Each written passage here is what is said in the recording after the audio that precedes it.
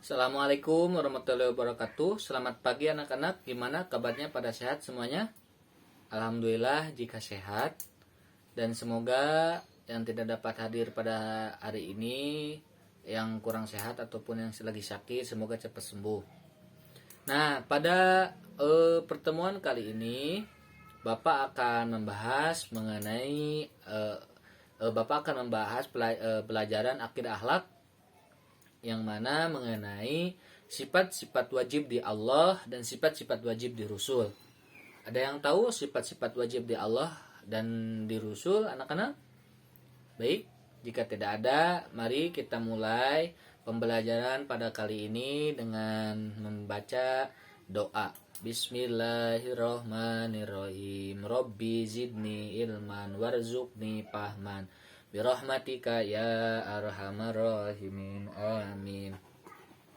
Sebelumnya Bapak absen terlebih dahulu ya. Muhammad Ilham hadir? Baik, hadir. Samsul Mu'arif hadir? Baik, hadir. Fikri Mubarak hadir? Hadir.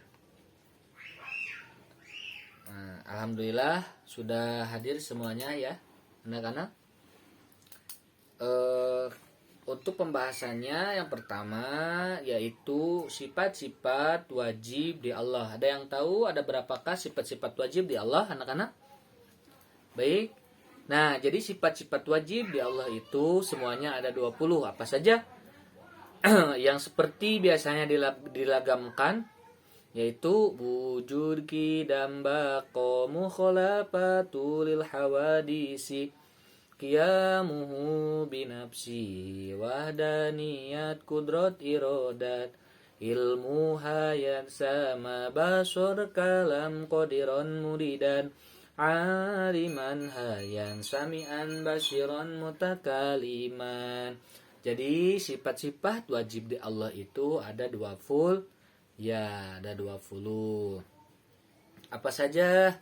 Yaitu wujud, kidam, bako, mukhalafatul hawadisi, qiyamuhu binafsi, wahdaniyat, kudrat, iradat, ilmu, hayat, sama, basor, kalam, qadiron, muridan, aliman, hayat, sami'an, basiron, mutakaliman. Nah, itu yang ke-20. Kita harus wajib mengetahui sifat-sifat Allah yang 20.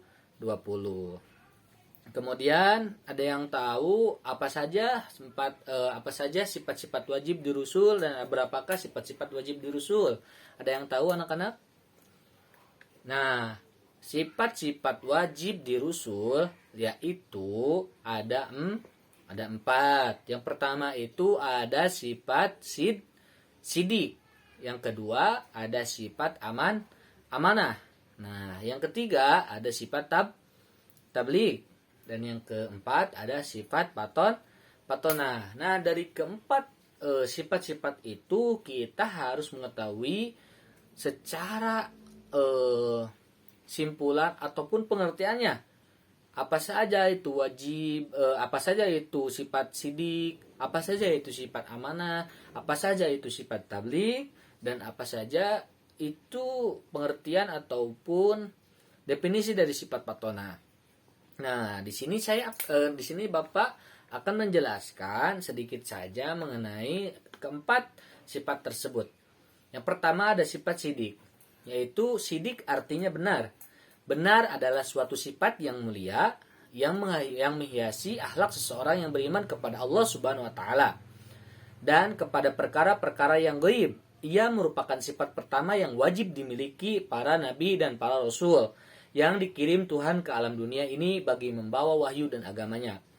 Pada diri Rasulullah Shallallahu Alaihi Wasallam bukan hanya perkataan yang benar, malah perbuatan yang juga benar, yakni sejalan dengan ucapannya. Jadi mustahil bagi Rasulullah SAW itu bersifat pembohong, penipu dan sebagainya. Kemudian itu tadi dari definisi sidik. Jadi sidik itu pengertiannya itu jujur. Nah, kemudian ada sifat amanah. Apa sih sifat amanah itu?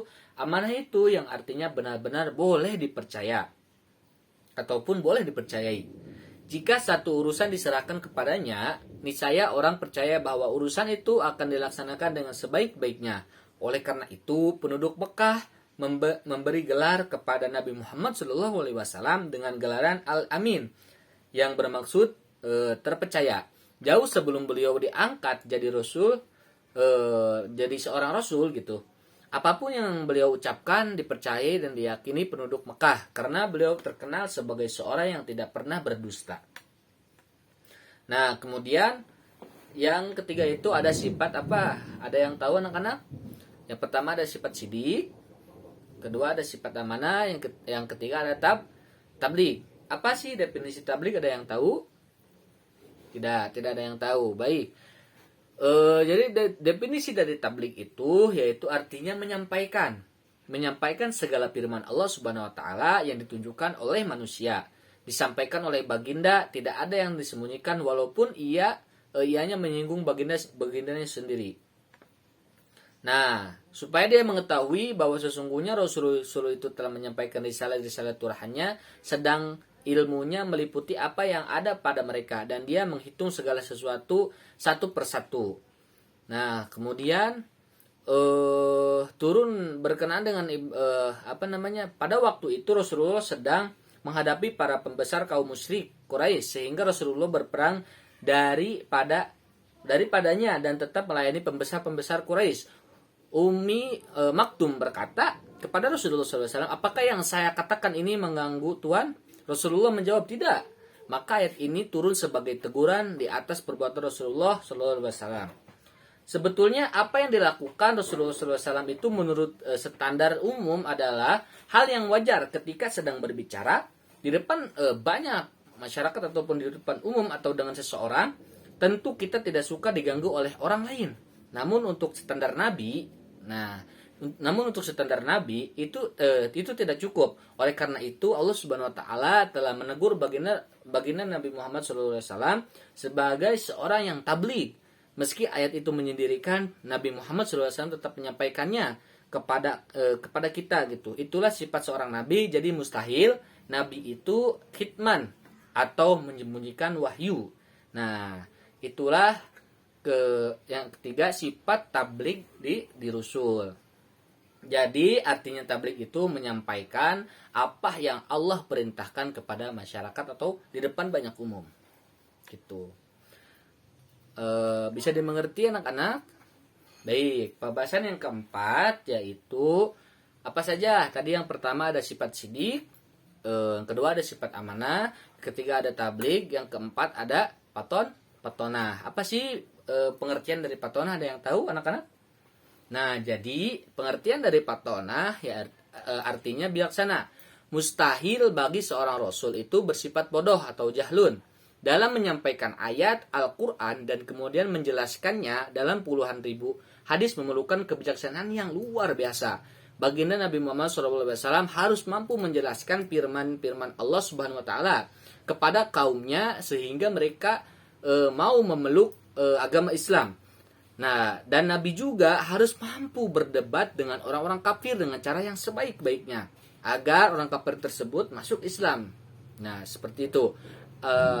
Apakah baginda Nabi Muhammad SAW mampu mengatur umatnya sehingga berjaya mentransformasikan bangsa Arab jahiliyah yang asalnya bodoh, karena pada dasarnya bangsa jahiliyah itu menyembah patung, menyembah berhala. Itu secara pikiran kita itu bodoh gitu, menyembah pada patung ataupun berhala. Nah, bangsa Arab jahiliyah yang asalnya bodoh, kasar dan bengis berpecah belah serta senantiasa berperang antar suku gitu. Menjadi satu bangsa yang berbudaya dan berpengetahuan, itu semua memerlukan kebijaksanaan yang luar biasa. Nah, ini semua dari sifat-sifat wajib di Rasul, yaitu sifat sidik, amanah, terus tabligh, patonah, itu merupakan sifat yang harus kita ketahui yang ada dalam diri Rasulullah SAW, baginda Nabi Muhammad SAW. Nah, untuk Sifat-sifat wajib di Allah berarti ada 20, yang mana wujud, kidam bakomo khalafatul lil hawadisi, qiyamuhu binafsihi wadahniyat kudrat iradat, ilmu hayat sama baswar kalam kodoron muridan aliman ayan samian basiron mutakaliman. Kemudian sifat-sifat wajib di rusul itu ada 4. Yang pertama ada sidik, yang kedua ada amanah, yang ketiga ada tabligh, yang keempat ada fatona. Nah, kemudian dari empat sifat tersebut, semoga kita dapat menerapkannya sifat baginda Nabi Muhammad SAW yang tadi Bapak sebutkan, yaitu sidik, amanah, tabligh, fatona. Semoga kalian dapat mengambil contoh dari sikap Rasulullah SAW. Itu saja mungkin pembelajaran akidah akhlak pada hari ini. Sekian. Dan terima kasih anak-anak. Kita tutup dengan doa akhirul majlis. Subhanakallahumma wa bihamdika asyhadu alla ilaha illa anta astaghfiruka wa atubu ilaik. Assalamualaikum warahmatullahi wabarakatuh.